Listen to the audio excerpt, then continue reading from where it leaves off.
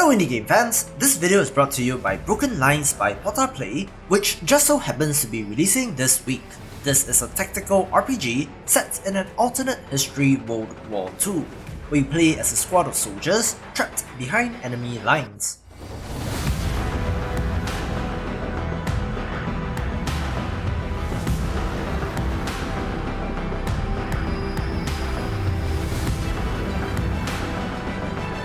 The combat system is the most interesting part since you plan your moves in a tactical, turn-based manner, but all actions are resolved simultaneously in real time.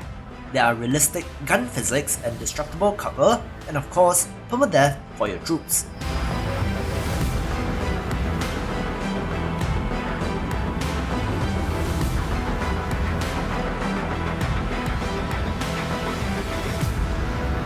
Squad management options are where the RPG mechanics take place, and you even have to resolve internal conflict within your party, arising from the story choices that you have to make.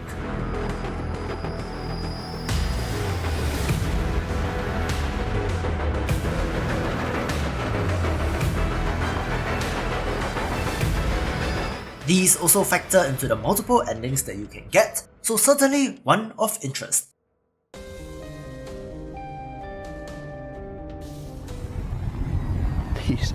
This is amazing.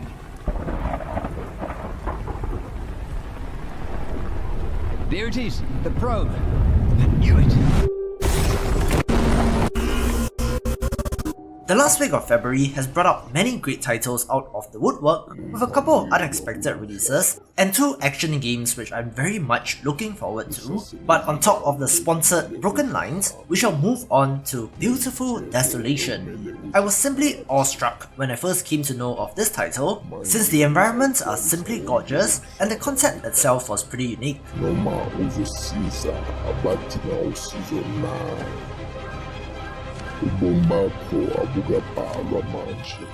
This, believe it or not, is a 2D isometric adventure game where you play as a man lost in time, searching for his lost brother in somewhat of a post-apocalypse, where there are highly advanced technologies which are both revered and evolved. There are conversations to be had, puzzles to solve, and even some light dice rolling combat, with quite a unique looking tribal punk aesthetic. However, as compared to the previous footage that I have seen, I can't be certain, but there appears to be a little bit of a graphical downgrade in terms of the detail in the environments, so check out those old trailers and let me know what you think. Regardless, I still think that this looks nice with an overall feel that is very classic Fallout, so should be a good one.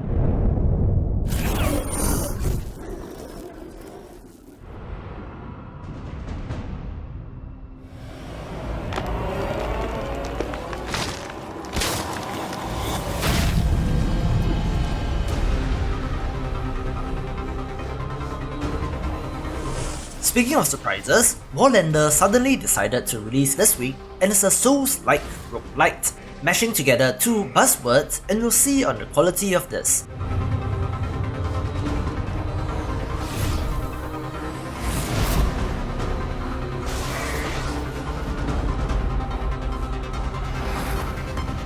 The story setup is pretty bland. Play as a resurrected warrior on a road of vengeance, chopping your way through enemies.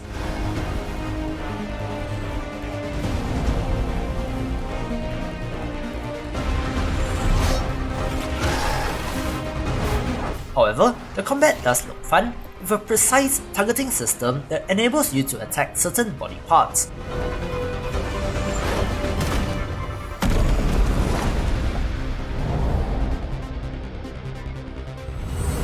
There's a skill tree with progression, but if you die, you lose most of your stuff in roguelike fashion, with the world being regenerated in a procedural fashion.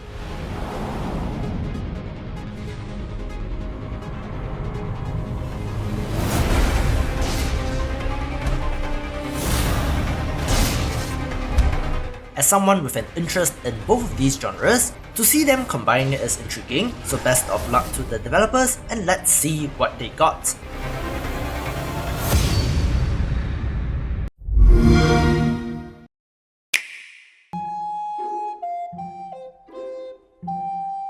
I have a soft spot for classic adventure games since they do bring back good memories, and usually work just based on their writing and art, which is a difficult thing to do. So enter Edgar, Bokbok in Boulzac.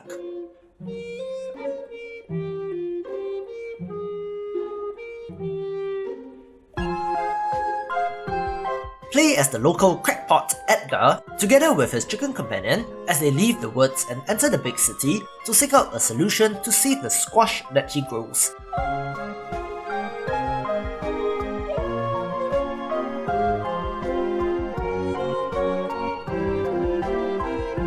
However, a surreal conspiracy is holding the city together, both within and under it, so explore and find out the truth of the matter.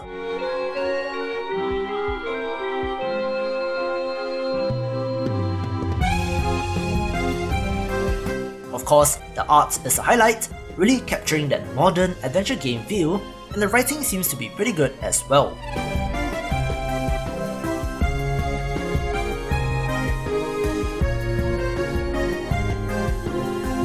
Some supernatural or eldritch undertones, and is certainly one for fans of the genre.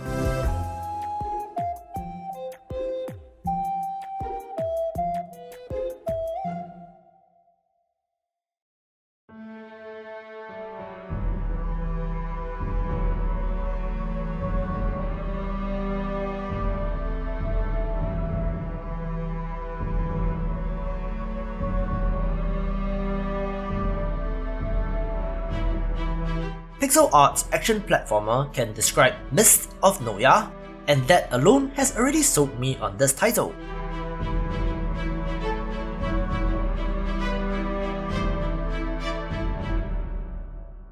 The art and action looks fantastic, and this is even supposed to be a co-op survival game with a procedurally generated world and RPG elements.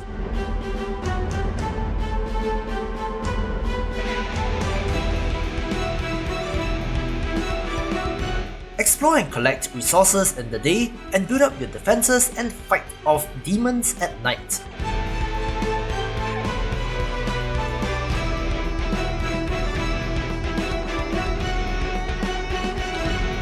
This seems like a streamlined Terraria crossed with Dea Billions, which are two of my favorite games, so very interested in this.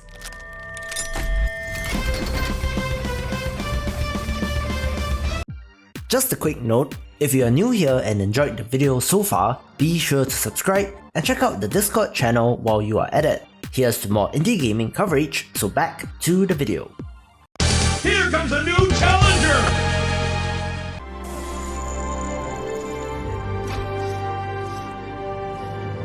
Another roguelike deck builder, Iris and the Giant, scores many points for his beautiful art, the masses of enemies, and what seems to be a perk and relic system.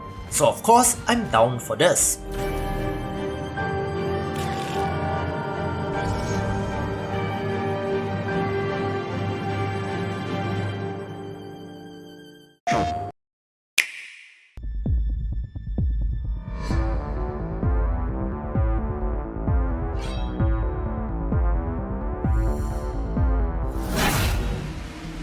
If you love Hotline Miami, Bloodroots will certainly be of interest. An all-out action game with a classic revenge story, play as Mr. Wolf in the Weird West and seek vengeance on those who betrayed you and left you for dead.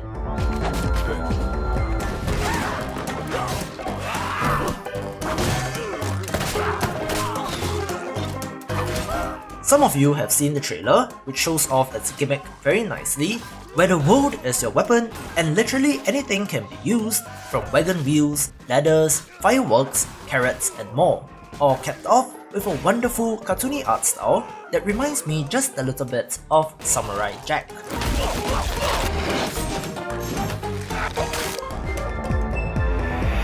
A self-described ever-changing ballet of ultra-violence, this game has captivated my imagination ever since I saw it, so I'm excited that it is finally coming out.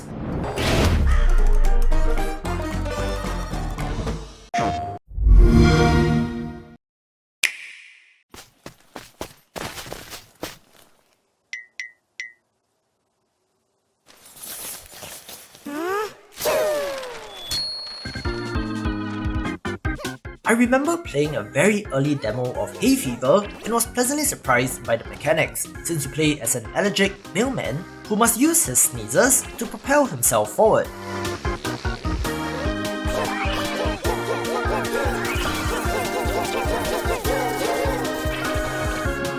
An interesting take on the platformer, the whole allergies thing also plays in very nicely to the level designs, since different types of allergens like pollen, smog, and more results in different interactions.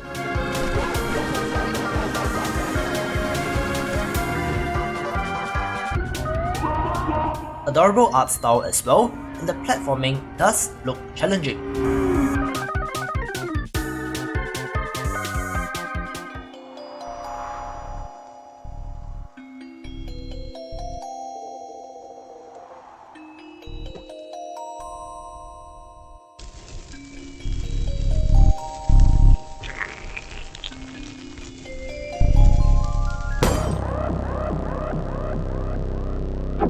Another title which I've been keeping an eye on for a while is Loot Box Life, a Metroidvania with movement options, coining the term platform vania.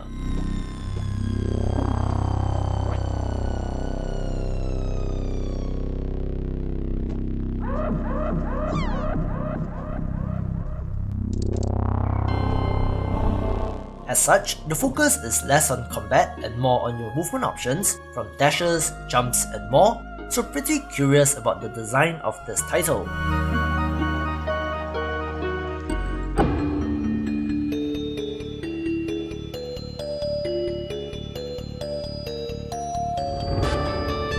The idea for this game seems to have been conceived around the time of the whole Battlefront 2 controversy, which was blowing up in 2017, so it seems just about right that it is releasing about now, but I'm not too sold on the meta commentary at the moment.